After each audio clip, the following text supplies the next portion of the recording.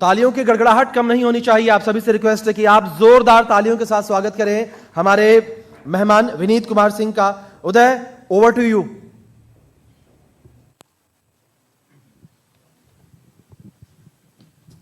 शुक्रिया, बहुत बहुत स्वागत है हमारे दर्शकों का और welcome back to those of you still with us. हमारा जो आज का कार्यक्रम है वो जारी है। लखनऊ उत्तर प्रदेश में ITV नेटवर्क का शौर्य सम्मान 2025 का समारोह जो है वो जारी है और अब मंच पे एक बेहद खास अभिनेता पहुंच गए हैं। जी हाँ, जो इस प्रदेश से ही नाता रखते हैं, बनारस में जन्मे, मुंबई में अब अपना डंका बुलंद कर रहे हैं, देश भर में इनकी चर्चाएं हैं।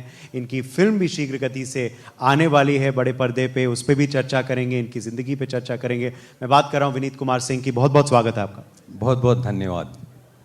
पहले तो विनीत बहुत बहुत शुभकामनाएं आपको। आज आपको एक बहुत खास पुरस्कार मिला है। मुख्यमंत्री योगी आदित्यनाथ जी ने इस पुरस्कार से आपको सम्मानित आज किया। मोस्ट प्रॉमिसिंग एक्टर खिताब का टाइटल आपको दिया गया है इस साल। क्या कहेंगे इस अवार्ड के बारे में, योगी जी के बारे में जिन्होंने आपको ये दिया? सबसे पहले बहुत बहुत धन्यवाद ITV और आप सभी लोगों ने ये कॉन्क्लेव बहुत ही खूबसूरती से सजाया है और मैं सुबह से देख रहा हूँ सारी चीज़ें बहुत ही स्मूथली जा रही हैं। पुरस्कार के लिए मैं ये कहना चाहूँगा, जब भी आप कुछ काम करते हैं, मैं सिर्फ कलाकार की बात नहीं करता, किसी भी क्षेत्र में जब भी कोई कुछ बेहतर काम करता है और उसे पुरस्कार मिलता है तो ये कहीं ना कहीं बहुतों को हौसला देता है जो अपने क्षेत्र में कहीं अंधेरे में कोशिश कर रहे हैं, अभी लोगों की नज़र नहीं पड़ी है। तो बहुत बहुत धन्यवाद इस सम्मान के लिए। मुख्यमंत्री माननीय योगी आदित्यनाथ जी, सुबह मैं एक्चुअली ये भाव मेरे मन में आया था कि अक्सर मुझे आदत है ये देखने की कि ऐसे कार्यक्रम लेट हो जाते हैं, लेकिन पूज्य महाराज जी 10 बजे का वक्त मुझे दिया गया था और वो 10 बजे यहाँ थे। तो ये एक बहुत बड़ी बात है, बिना इसके लिए बहुत बड़ी बात है, अद्भुत है और देखा नहीं जाता अक्सर। बिना कहे एक संदेश जाता है कि वक्त कीमती है और पद उनका बड़ा है, जिम्मेदारी बहुत बड़े प्रदेश की है, तो हर मिनट बहुत कीमती है और मैं इस चीज़ के लिए उनका धन्यवाद दूंगा क्योंकि बहुत सारी चीज़ें मैंने देखी हैं जहां कार्यक्रम लेट से शुरू होते हैं। तो थैंक यू वेरी मच।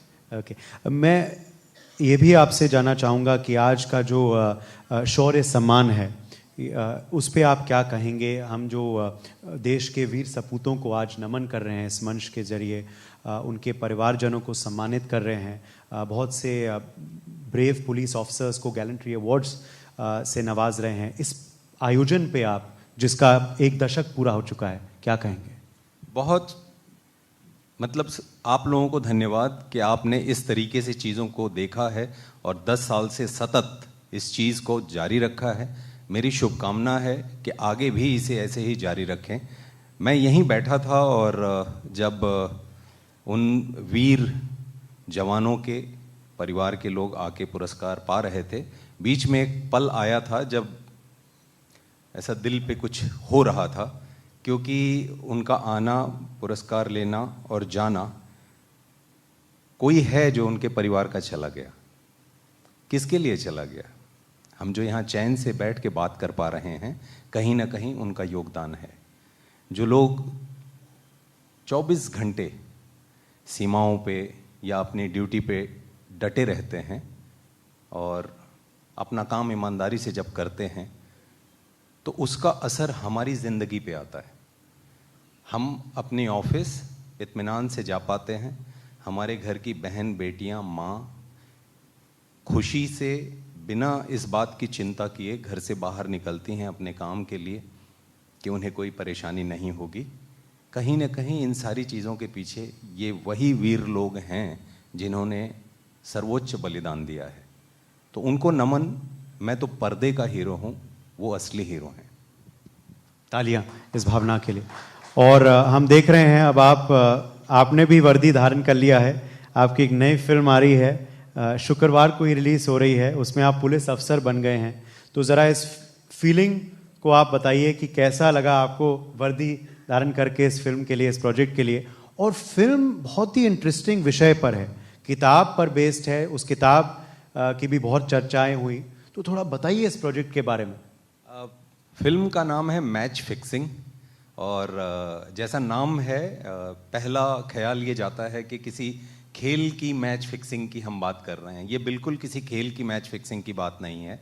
ये समहाउ पॉलिटिकल और दो नेशन के बीच में किस तरीके से कुछ चीज़ें होती हैं, जिसमें एक आर्मी इंटेलिजेंस ऑफिसर की पूरी ज़िंदगी इधर से उधर हो जाती है।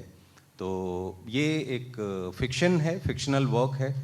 एक बुक है the game behind saffron terror, जिसे आर्मी के ही रिटायर्ड इंटेलिजेंस ऑफिसर ने लिखा है, कन्वर खटाना जी।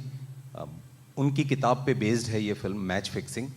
10 जनवरी को थिएटर में आ रही है। और हमेशा से मेरे पिताजी मैथमेटिशियन हैं, उन्होंने मैथमेटिक्स अभी भी पढ़ते हैं। मुझे समझ नहीं आता इतना क्यों पढ़ते हैं, लेकिन बहुत सारी चीज़ें मैंने उनसे सीखी हैं। ज़िंदगी में हमेशा उन्होंने यही सिखाया कि 2 + 2 = 4 होता है, 4.1 नहीं होता। तो जीवन में कभी भी इस तरीके का प्रयास करते अगर उन्होंने हमें पाया है तो सज़ा मिली है। लेकिन बहुत सारी चीज़ें ऐसी होती हैं जहाँ 2 + 2 = 200 के आगे चले जाना चाहते हैं लोग।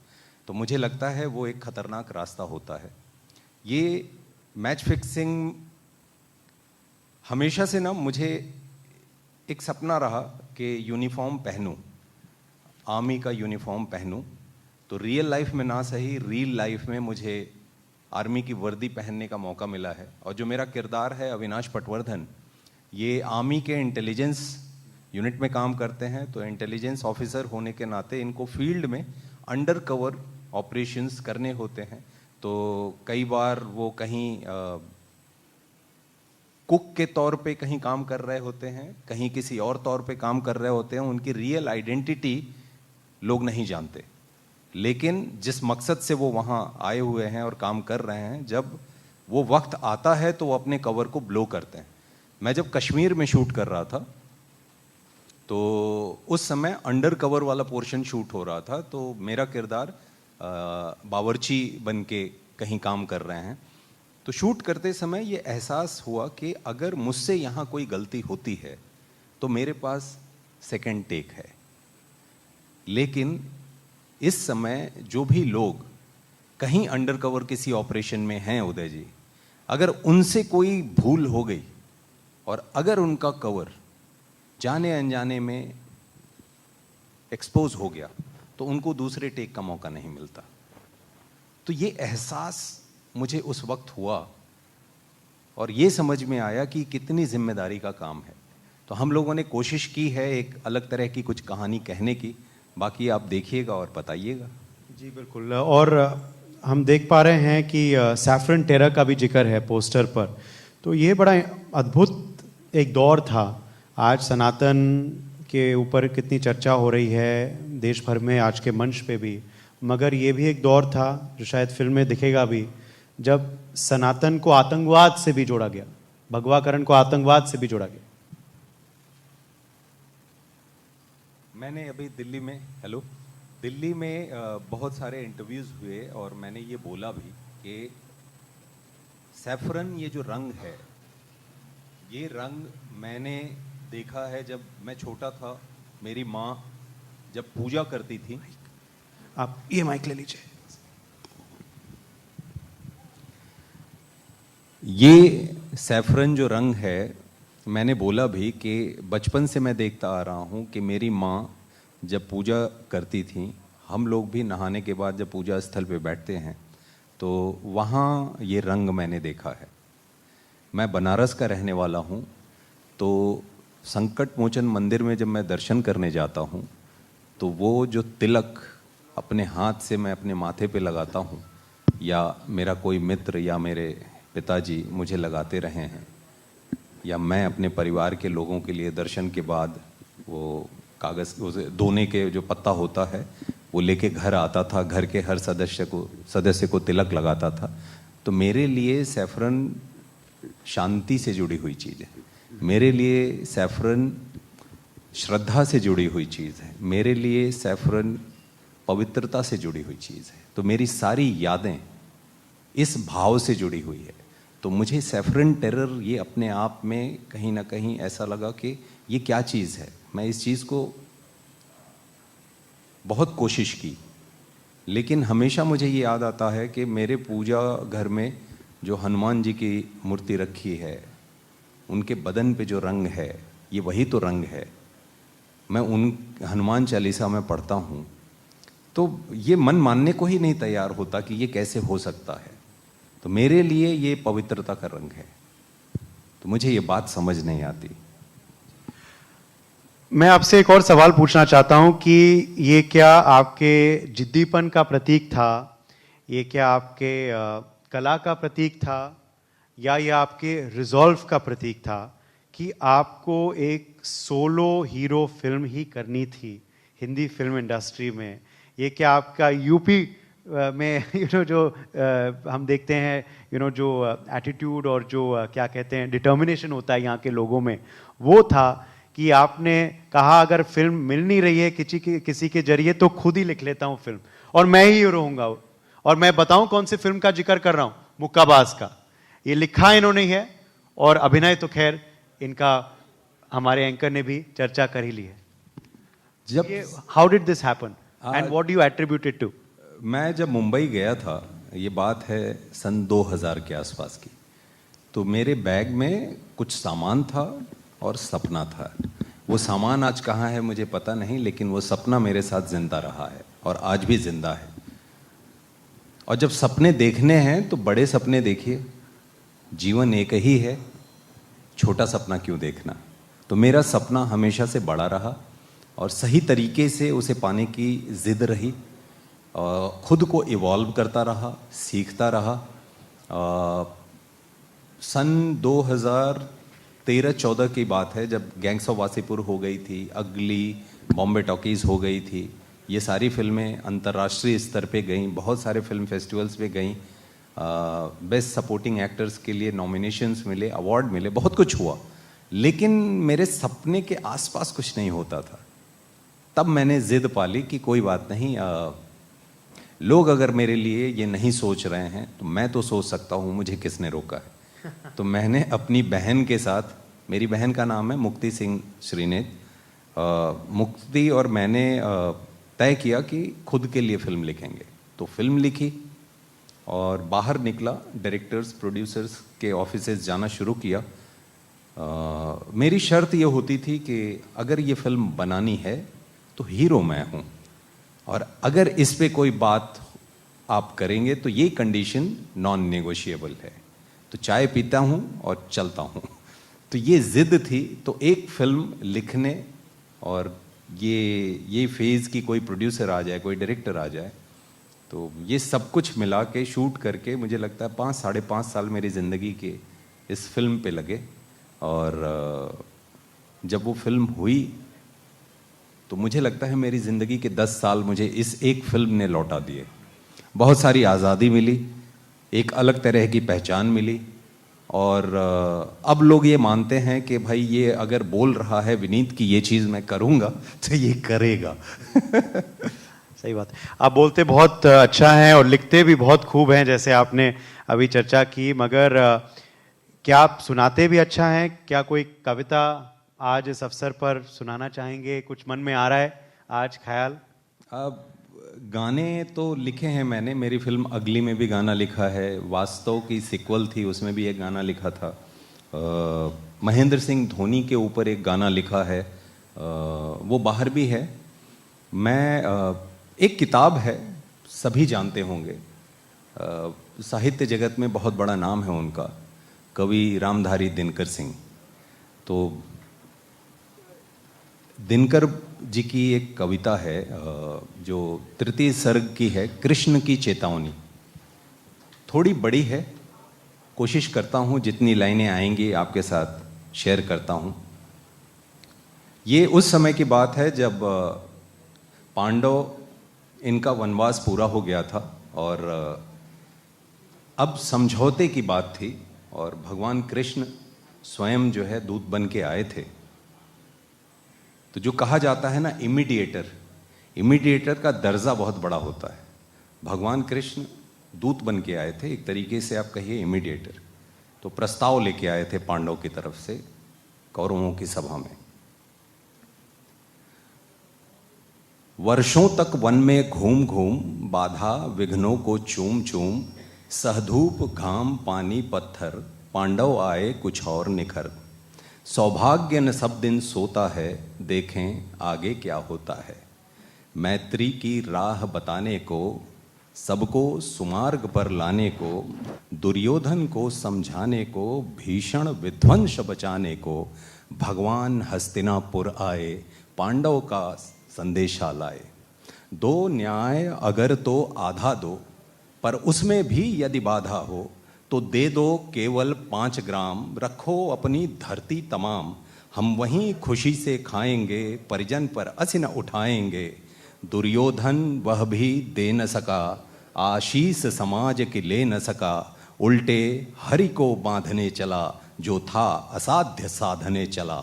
जब नाश मनुज पर छाता है, पहले विवेक मर जाता है। हरि ने भीषण हुंकार किया, अपना स्वरूप विस्तार किया। डगमग डगमग दिग्गज डोले, भगवान कुपित होकर बोले। जंजीर बढ़ाकर साध मुझे, हाँ हाँ दुर्योधन बांध मुझे। यह देख गगन मुझ में लय है, यह देख पवन मुझ में लय है। मुझ में विलीन झंकार सकल, मुझ में लय है संसार सकल। अमरत्व फूलता है मुझ में, संहार झूलता है मुझ में। उदयाचल मेरा दीप्त भाल, भूमंडल वक्ष स्थल विशाल। भुज परिधि बंध को घेरे हैं, मैनाक मेरु पग मेरे हैं। दीपते जो ग्रह नक्षत्र निकर, सब हैं मेरे मुख के अंदर। दृग हों तो दृश्य अकांड देख, मुझ में सारा ब्रह्मांड देख। चर अचर जीव जग क्षर अक्षर, नश्वर मनुष्य सुर जाति अमर। शतकोटि सूर्य शतकोटि चंद्र, शतकोटि सरित सर सिंधु मंद्र। शतकोटि विष्णु ब्रह्मा महेश, शतकोटि जिष्णु जलपति घनेश। शतकोटि रुद्र शतकोटि काल, शतकोटि दंडधर लोकपाल। जंजीर बढ़ाकर साधिने, हाँ हाँ दुर्योधन बांधिने। भूलोक अतल पाताल देख, गत और अनागत काल देख। यह देख जगत का आदि सृजन, यह देख महाभारत का रण। मृतकों से पटी हुई भू है, पहचान कहां इसमें तू है। अंबर में कुंतल जाल देख, अंबर में कुंतल जाल देख। पद के नीचे पाताल देख, मुट्ठी में तीनों काल देख। मेरा स्वरूप विकराल देख। सब जन्म मुझी से पाते हैं, फिर लौट मुझी में आते हैं। जिह्वा से कढ़ती ज्वाल सघन, सांसों में पाता जन्म पवन। पड़ जाती मेरी दृष्टि जिधर, हंसने लगती है सृष्टि उधर। मैं जब भी मूंदता हूं लोचन, छा जाता चारों ओर मरण। बांधने मुझे तो आया है, जंजीर बड़ी क्या लाया है। यदि मुझे बांधना चाहे मन, पहले तो बांध अनंत गगन। सोने को साध न सकता है, वह मुझे बांध कब सकता है। हित वचन नहीं तूने माना, मैत्री का मूल्य न पहचाना। तो ले मैं भी अब जाता हूं, अंतिम संकल्प सुनाता हूं। याचना नहीं अब रण होगा, जीवन जय या के मरण होगा। टकराएंगे नक्षत्र निकर, याचना नहीं अब रण होगा। जीवन जय या के मरण होगा। टकराएंगे नक्षत्र निकर, बरसेगी भू पर वह निप्रखर। फणशेष नाग का डोलेगा, विकराल काल मुंह खोलेगा। दुर्योधन रण ऐसा होगा, फिर कभी नहीं जैसा होगा। भाई पर भाई टूटेंगे, विषबाण बूंद से छूटेंगे। वायस श्रृंगाल सुख लूटेंगे, सौभाग्य मनुज के फूटेंगे। आखिर तू भूषाई होगा, हिंसा का परदाई होगा। थी सभा सन, सब लोग डरे। चुप थे या थे बेहोश पड़े। केवल दो नर न अघाते थे, धृतराष्ट्र विदुर सुख पाते थे। कर जोड़ खड़े प्रमुदित निर्भय, दोनों पुकारते थे जय जय, दोनों पुकारते थे जय जय। कमाल है, कमाल है, कमाल है, अद्भुत। और जो बुलंदी से लोग आपको प्रोत्साहन दे रहे हैं, उससे ही हम एहसास कर सकते हैं कि कितना प्यार आपको मिलता है देश भर से। ये कैसे सीखा आपने? अद्भुत है। मैं तो कुछ पूछना ही नहीं चाहता, मैं कहना चाहता हूं कि एक और कविता सुना दीजिए आप। ये ना, हमारे यहाँ बहुत सारा साहित्य है, एक से एक महान लोग हैं, अद्भुत रचनाएं करके गए हैं। आप जाइए, टटोलिए, थोड़ा अंदर जाइए, कोशिश करिए। आपको जीवन में ना, आप जिस भी उम्र में हैं, जिस भी पड़ाव में हैं, जिस भी लड़ाई को लड़ रहे हैं, आप अगर पीछे पलट के अपनी चीज़ों को टटोलेंगे तो आपको कोई ना कोई उपाय ज़रूर मिल जाएगा, हिम्मत ज़रूर मिल जाएगी। और अक्सर यही होता है। देखिए, हम सब लोग माँ के गर्भ से निकले हैं। एक बार माँ के गर्भ में होने का एहसास करके देखिए।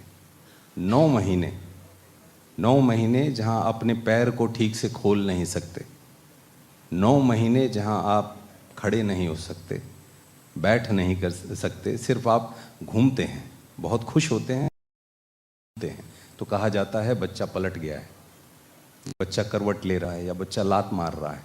तो अगर आप लात भी मारते हैं तो माँ का पेट होता है, वहाँ कितना अंधेरा होगा। एक बार इमेजिन करके देखिए, माँ आपको पालती है, आप बाहर आते हैं, इस दुनिया में पहली आवाज़ आपकी आती है, आप सुनते हैं, महसूस करते हैं, चीखते हैं। तो अगर आप वो लड़ाई इतने कोमल होने के बाद भी लड़ के बाहर आ सकते हैं, तो ऐसी कौन सी लड़ाई है जिसे आप लड़ नहीं सकते? बिल्कुल सही कहा आपने। एक दो और सवाल मैं आपसे पूछूंगा, जिसके बाद हम इस सेशन का अंत करेंगे। एक तो अब उत्तर प्रदेश लौट के कैसा महसूस करते हैं आप? यहीं से आप जन्मे थे, अब मुंबई ही नहीं पूरे देश में आपका डंका जो है बज रहा है। मगर जब आप यूपी लौटते हैं, घर लौटते हैं, आज बनारस में तो नहीं है जो आपका वाकई में घर है, मगर निकट है, तो क्या महसूस करते हैं आप? जब भी उत्तर, पहले फोन बज जाने देते हैं, जब भी उत्तर प्रदेश में आता हूँ तो ऐसा ही लगता है कि घर वापस आया हूँ। और जब आप घर आते हैं तो आपका एहसास बहुत ही खास होता है। और बहुत सारे मित्र हैं लखनऊ में मेरे, बहुत सारे रिलेटिव्स भी हैं लखनऊ में मेरे, बहुत सारी यादें हैं लखनऊ में मेरी। और लखनऊ ही नहीं, पूरे प्रदेश में बहुत घूमा हूँ और हर जगह गया हूँ, हर चीज़ों को कहीं ना कहीं अपने जीवन में इस्तेमाल भी किया है। तो मैं ये मानता हूँ कि डायरेक्टली या इनडायरेक्टली बहुत कुछ कर्ज है इस जगह का मेरे ऊपर। तो अगर प्रभु ने कभी जीवन में कोई मौका दिया तो मैं चाहूँगा कि जितना लौटा सकूँ लौटाऊँगा। जी, मुख्यमंत्री योगी आदित्यनाथ जी के बारे में आप क्या कहेंगे, आज जो मुख्य अतिथि थे इस मंच पे जो आए? मैंने वो दौर देखा है, मुझे किसी और से सुनने की ज़रूरत नहीं है। मैंने वो दौर देखा है जब आप असुरक्षा महसूस किया करते थे, जब आप एक व्यापारी, जब उसकी दुकान कुछ बेहतर चल पड़ती थी तो अचानक कोई आ जाता था कि हमें भी चाहिए। अगर किसी कॉलोनी मोहल्ले में कोई लड़की बाहर निकला करती थी तो ये खतरा बना रहता था कि वो बिना परेशान हुए क्या अपने घर वापस आएगी। और अगर कहीं वो लड़की खूबसूरत है तो वो खूबसूरती जिसे सम्मान समझा जाना चाहिए, उस लड़की के लिए वो कई बार दुर्भाग्य बनते मैंने देखा है। तो बहुत बड़ा परिवर्तन है ये। और ये प्रदेश बहुत बड़ा प्रदेश है, 23 करोड़ जो ऑफिशियली अभी तक है, अभी संख्या और ज़्यादा होगी। 23 करोड़ बहुत बड़ी संख्या होती है। अगर संख्या के आधार पे आप देखने जाएंगे पूरी दुनिया में तो मुझे लगता है कि 1 से 10 के बीच में उत्तर प्रदेश ही आ जाएगा कई देशों के हिसाब से। तो इतने बड़े प्रदेश को संभालना करना बहुत बड़ी जिम्मेदारी है। कोविड में 2021 की बात बता रहा हूँ, मैं बनारस में था, हम लोग शूट कर रहे थे प्रतापगढ़ में, मुझे कोविड हो गया और उसके बाद वो वाला फेज़ आया जो काफ़ी खतरनाक था। हम सब सौभाग्यशाली हैं कि वहाँ से निकल के आज रूबरू हैं एक दूसरे से। मैंने उस वक्त में देखा था, मैंने भी अपनी तरफ से बहुत कोशिश की थी जो कर सकूं। मैंने देखा था मुख्यमंत्री जी को, वो छोटे छोटे शहरों को विजिट कर रहे थे। बड़ी हिम्मत चाहिए इन चीज़ों के लिए, क्योंकि आपके पास एक पूरी व्यवस्था है। अगर आदेश आएगा तो हर जिले में जो लोग जिम्मेदार लोग हैं वो अपना अपना काम करेंगे, तो ज़रूरत नहीं है जाने की। लेकिन मैंने देखा है कि उस वक्त में मुख्यमंत्री जी करीब करीब सभी जिलों में, छोटे छोटे गांवों तक जब उनको जाते देखता था तो ये लगता था कि ये एक संदेश है, ये एक बड़ी बात है। क्योंकि जब कोविड हुआ था तो ये नहीं देखता कि किसे हो रहा है, सबको होता था, जो मनुष्य है उनको हो रहा था। तो उन्होंने कई मौके पे ऐसी मिसालें रखी हैं और अपराध को किस तरीके से लगाम दिया है ये तो हम सब देख ही रहे हैं। महाकुंभ का भी आज आयोजन होने वाला है बहुत जल्द। महाकुंभ के बारे में क्या कहेंगे? 12 साल में एक बार होता है, विश्व भर की नज़रें अब यूपी पर होने वाली हैं, प्रयागराज पे खास करके। जैसे नाम जो पहला शब्द आता है ना, महाकुंभ, तो ये अपने आप में अलौकिक, आध्यात्मिक, अद्भुत एक नक्षत्र है जिसमें महाकुंभ आता है। ये जो वक्त आता है जिसमें बड़े बड़े ऋषि मुनि तपस्वी जो हिमालय में तपस्या कर रहे हैं, जो नीचे नहीं आते वो लोग भी आते हैं। बहुत ही एक अद्भुत सा ये वक्त होता है। मुझे लगता है, मैं खुद भी चाहूँगा कि मैं वहाँ जाऊँ और डुबकी लगाऊँ। मैं तो बनारस का ही रहने वाला हूँ और वहाँ तो जयकारा ही लगता है। आप लोगों के साथ भी लगाना चाहूँगा। हर हर Mahadev. We'll end with a rapid fire segment. तो पहले तो फेवरेट हॉलिडे डेस्टिनेशन आपका क्या है? बनारस। घर भी है, हॉलिडे डेस्टिनेशन भी? बनारस मैं इसलिए बोलता हूँ बिकॉज बनारस दुनिया भर से लोग आते हैं और बनारस में मैं जितना घूमता हूँ मुझे लगता है इस बार कुछ नया पता चला। और बनारस मैं आता हूँ, जब मेरा संघर्ष का दौर था तो ये बड़ी अजीब सी बात है लेकिन मेरी सच्चाई है।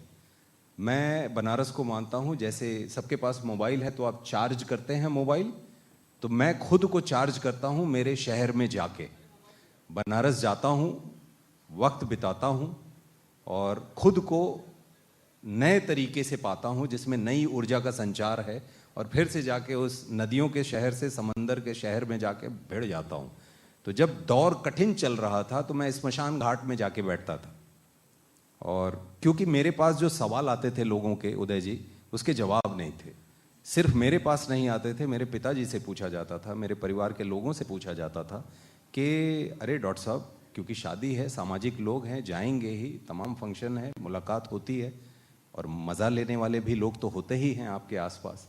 तो मेरे पिताजी से एक सवाल अक्सर पूछा जाता था कि अरे डॉक्टर साहब, आपका लड़का 10 साल से मुंबई में है, कुछ करेगा या ऐसे ही बुला लीजिए वापस? अच्छा बताइए कर क्या रहा है? तो ये सवाल मेरे पिताजी को कितना दुख देता था इसका एहसास तो मुझे था, क्योंकि मेरे छोटे भाई बहन मुझे बताते थे, लेकिन इसका जवाब मेरे पास नहीं था। क्योंकि जब तक काम नहीं मिलेगा तो मैं क्या ही जवाब दूं, और कब काम मिलेगा ये पता नहीं। आईएएस बड़ी जॉब है। आईएएस की अगर आप तैयारी करते हैं तो 4 अटेम्प्ट मेरे समय में मिला करते थे, अभी का क्या है एग्जैक्टली मुझे नहीं पता। 4 अटेम्प्ट के बाद अगर नहीं हुआ तो कम से कम लाइफ में एक क्लैरिटी तो है कि अब ये गली नहीं जाना। मेरे काम में जीवन का आखिरी साल भी अगर चल रहा है तो आपको ये नहीं पता होता कि होने वाला है कि नहीं होने वाला। तो ये लड़ाई हो सकता है पूरे जीवन भर चले और आपको कुछ ना मिले। तो वो सवाल जो था मेरे पिताजी के लिए, वो एक दंश के जैसे था। प्रभु ने मुझे इस लायक बनाया कि बिना बोले उस सवाल का उत्तर उन सभी लोगों को मिला जिन्होंने मेरे पिताजी से ये सवाल मजा लेने के लिए पूछा था। और अब वही लोग अपने बच्चों को घर लाते हैं, पिताजी के पास आते हैं, तो मुझे भी मजा आता है कि डॉक्टर साहब थोड़ा गाइड करिए ना, विनीत से थोड़ा बात कराइए ना कि कैसे क्या करो। और मैं मदद करता हूँ, मैं नफरत के भाव नहीं रखता कि उसकी जगह नहीं। अगर वही कहावत याद आ रही है ना। और जो मैं स्मशान घाट में जाके बैठता था ना, उसके पीछे का रीजन बताता हूँ। वहां जाके बैठता था और 1 घंटे में काफी सारी राख उड़ के आती थी मेरे ऊपर भी, और मैं देखता था डेड बॉडी और ये सोचता था कि गुरु ज्यादा से ज्यादा क्या होगा, कहीं भी पहुंच जाऊं, कुछ भी हो जाए, आना यहीं है, डरना किससे, चलो। और यही भावना की वजह से आज आप विनीत कुमार सिंह बने प्राइड ऑफ उत्तर प्रदेश और इस शौर्य सम्मान पुरस्कार के विजेता। मगर रैपिड फायर पर लौटते हैं। ये थोड़ा रैपिड नहीं मगर बहुत ही फायर हो गया। मगर फेवरेट क्विजीन? दाल चावल आलू की भुजिया। वाह। और खुद भी बहुत अच्छा बनाता हूं जी। बनारस में कोई ऐसा स्थान जो आपका सबसे खास है, नज़ारों की वजह से या स्वाद की वजह से? नज़ारों की वजह से मणिकर्णिका घाट, स्वाद की वजह से एक वाटिका प्रिजेरिया करके एक जगह है जहाँ पे जाके कुछ कुछ चीज़ें मंगा के खाता हूँ। बाकी तो बनारस में सुबह सब्जी टूटती है, 3 घंटे मंडी में होती है, तो कुछ भी उठा लीजिए, भिंडी, परवल, बैगन, नेनुआ, लौकी, कुछ भी उठे, सब में स्वाद ज़्यादा ही रहता है। आप बहुत से लोगों के प्रेरणा बन चुके हैं, आपके लिए प्रेरणा कौन है, प्रेरणा स्रोत? मेरे पिताजी, जिसने ये सवाल दशक से ज़्यादा झेला है। वो आज भी मुझे बोलते, उस समय भी बोलते थे कि बेटा हारियो न हिम्मत, बिसारियो न हरि नाम। तो हरि का आशीर्वाद रहा, हिम्मत मेरे पिताजी देते रहे और हो गया। असल जिंदगी में सनातन और धर्म का महत्व? मनुष्य जब खड़ा नहीं हो पाता था, जब मनुष्य चलते चलते, मतलब 4, जिसे आज हम हाथ कहते हैं, वो भी पैर की तरह हुआ करते थे, जब धीरे धीरे खड़ा हुआ, बुद्धि कंधे के ऊपर आई, तो बहुत सारी ऐसी चीज़ें ही हम किया करते थे जो जानवर की जैसी थी। धीरे धीरे हम इवॉल्व हुए। जब इवॉल्व हुए तो हमने तमाम चीज़ें खोजी। उस खोज में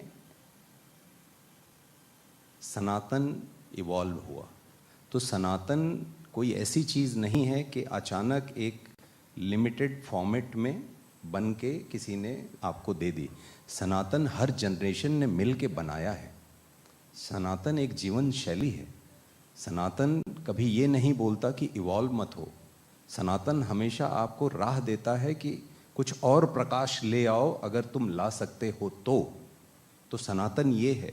धर्म हमें जीना सिखाता है, सनातन हमें जीना सिखाता है। और ये 2 ऐसे शब्द हैं जिसमें मुझे लगता है मैं बहुत छोटा हूँ, कोई टिप्पणी कर सकूं, लेकिन मैं खुद अपनी बात जो इतनी देर से आपसे शेयर की, मुझे ये हिम्मत कहाँ से मिली? मुझे ये हिम्मत जूझ पाने की, कुछ कर पाने की, कहीं न कहीं इन्हीं चीज़ों से मिली। मैं तो जब कहीं अटक जाता हूँ, फंस जाता हूँ, तो बैठ के हनुमान चालीसा शुरू करता हूँ। मुझे नहीं मालूम कि उससे क्या होता, लेकिन ये मालूम है कि मेरी हिम्मत बढ़ जाती है। जिंदगी में कोई पछतावा, कोई रिग्रेट अब तक? होता है, बहुत सारी गलतियां आप करते हैं, पछतावा होता है। ये नहीं बोलूँगा कि मुझे किसी चीज़ का पछतावा नहीं है। कई बार मैं तो छोटी छोटी चीज़ों का भी पछतावा किया हूँ कि जब छोटा था और कहीं मिठाई मिला करती थी किसी छोटे फंक्शन में और मैं पीछे रह जाता था, तो पछतावा इस बात का होता था कि मेरी कद काठी थोड़ी सी होती तो वो मिठाई और समोसा मुझे मिलता। तो मैं इतना छोटा छोटा भी पछतावा किया हूँ और बड़े बड़े भी पछतावे हुए हैं। लेकिन इस तरह की चीज़ें आपको सिखाती हैं। जब आपकी कद काठी कहीं छोटी पड़ती है और आप नहीं कर पाते हैं, तो आपका दिमाग चलना शुरू होता है। और दिमाग इतनी ताकतवर चीज़ है कि आप एक अलग तरह की व्यवस्था बना सकते हैं जो हज़ारों करोड़ों लोगों के काम आ सकती है। तो पछतावा अच्छा है अगर आप उससे कुछ सीखने को तैयार हैं। आप अगर अपने 18 उम्र की विनीत कुमार सिंह को कोई सलाह देते तो क्या होता? बहुत सारी सलाह देता, क्योंकि मैं बहुत सारे पछतावे करके यहाँ पहुँचा हूँ। बहुत गलतियाँ की हैं मैंने, बहुत सारे ऐसे लोगों पे भरोसा किया मैंने। मैं मुंबई जब गया था तो मेरे साथ अक्सर ऐसा होता था कि लोग वहाँ ये बोलते थे कि अच्छा विनीत आता हूँ, तो मुझे लगता था ये लौट के आएंगे, और मैं वहीं रहता था घंटों। इसलिए नहीं, इसलिए कि वो लौट के आएंगे, मैं चला जाऊँगा तो वो परेशान होंगे। और जबकि ये वहाँ एक कहने का तरीका है कि अच्छा विनीत मैं आता हूँ मतलब मैं चला। तो मैंने ऐसे चीज़ें सीखी हैं। तो बहुत सारी ऐसी चीज़ें हैं उदय जी। और तो 18 साल के विनीत को काश कोई ये बता पाता कि विनीत इतना भावुक मन अच्छा नहीं है। काश कोई ये बता पाता कि 2+2=4 हर जगह मत करो। काश कोई ये बता पाता कि विनीत जिन लोगों पे भरोसा कर रहे हो सिर्फ मानव समझ के भरोसा करना बंद करो। काश कोई ये बता पाता कि विनीत ये वो रास्ता है जिससे तुम वहाँ पहुँचोगे जिस मंजिल के लिए तुम्हें शहर में आए हो। काश कोई ये बता पाता ये वो लोग हैं जो तुम्हारा हाथ पकड़ के आगे लेके जाएंगे। काश कोई ये बता पाता कि तुम्हारा वक्त इस काम में कैसे बचेगा। मुझे कोई बताने वाला नहीं था, और मैं ना तो NSD से हूँ ना FTII से हूँ। मुझे ईश्वर ने एक रोशनी दी, एक विचार दिए, एक हिम्मत दी, और मैं जूझ के एक एक कदम चला हूँ और यहाँ तक पहुँचा हूँ। मतलब मुझे जब मेरी फिल्म भी करनी हुई तो मुझे लिखना पड़ा, तो उसके गाने भी लिखे। लेकिन परमात्मा जो करते हैं ठीक करते हैं, किसी वजह से उन्होंने किया होगा, तो शायद आगे जाके कुछ अनफोल्ड हो। उम्मीद करते हैं कि मैच फिक्सिंग भी एक और हाई पॉइंट हो आपके करियर के लिए, जो आपकी आने वाली फिल्म है। मगर अब तक करियर में सबसे खास परफॉर्मेंस, कोई खास रोल है व्हेन यू लुक बैक? ये तो आप लोग तय करिए। मैं हमेशा कुछ नया प्रयोग करता हूँ, चाहे वो गैंग्स ऑफ वासेपुर हो, चाहे वो अगली हो, चाहे वो बॉम्बे टॉकीज़ हो, चाहे वो मुक्काबाज हो, चाहे वो गोल्ड हो, चाहे वो रंगबाज हो, एंड सो ऑन। अब इस साल मेरी 7 फिल्में आने वाली हैं। सबसे पहले मैच फिक्सिंग, फिर छावा आएगी जो छत्रपति संभाजी महाराज के ऊपर है। Vicky Kaushal he is playing Chhatrapati Sambhaji Maharaj. Maddock films ने जिन्होंने स्त्री बनाई है, they are the producers. Laxman Utekar sir, he is the director. उसके बाद सुपर बॉयज़ ऑफ मालेगांव आएगी, जो अंतर्राष्ट्रीय स्तर पे काफ़ी धूम मचा रही है ये फिल्म। रीमा कागती ने डायरेक्ट की है। रीमा कागती के साथ मैंने गोल्ड भी की थी। फिर आएगी जाट, जो Mythri movie makers, they are the producers, जिन लोगों ने पुष्पा बनाई है। तो Mythri movie makers and people media factory. Gopichand Malineni, he is the director. उन्होंने 6 सुपरहिट फिल्में दी हैं साउथ में। ये हिंदी फिल्म है, और इसकी खास बात यह है कि ये सनी देओल के सर के साथ कर रहा हूँ। उनकी फिल्में मैंने ब्लैक में भी खरीद के देखी हैं। जब उनके साथ स्क्रीन शेयर करता, जो पहला दिन था, खूब सारी बातें होती हैं, बहुत कुछ सीखने को मिलता है।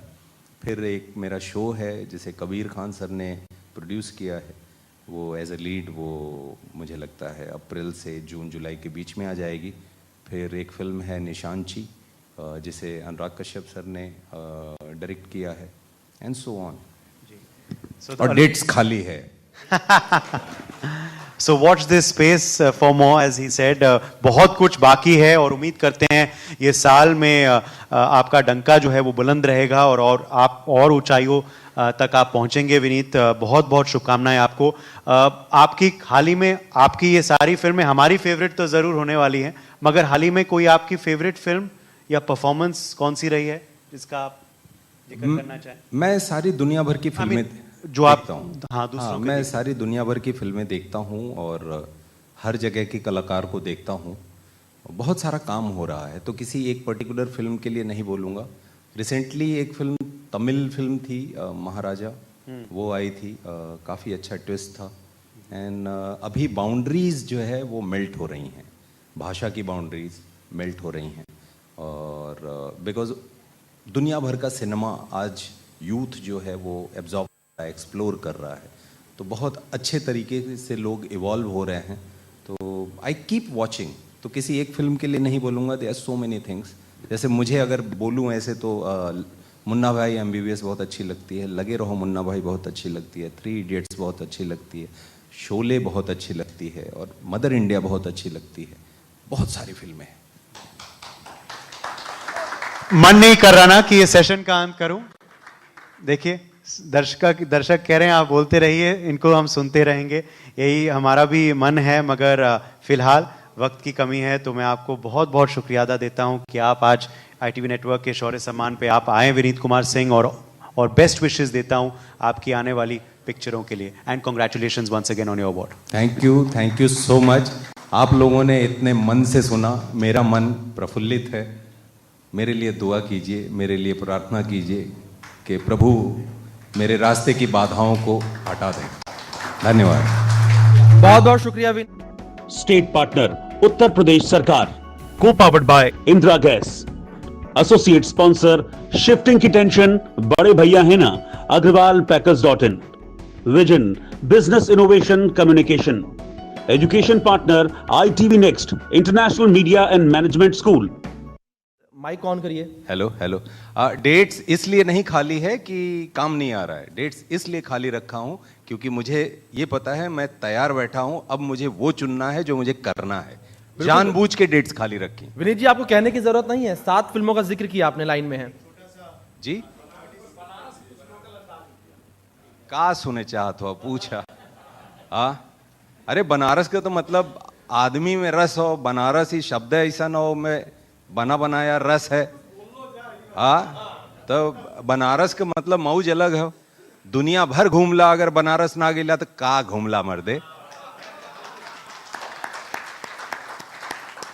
धरती कोना कोना घूमला, हर जगह जाके मत्था टेक लाओ, काशी विश्वनाथ में जाके मत्था ना टेकला तो का टेकला मर्दे। हरा हरा महादेव। आप लोगों का दिन और पूरा साल शुभ हो। Happy new year. धन्यवाद Uday ji. Thank you so much Vineet ji.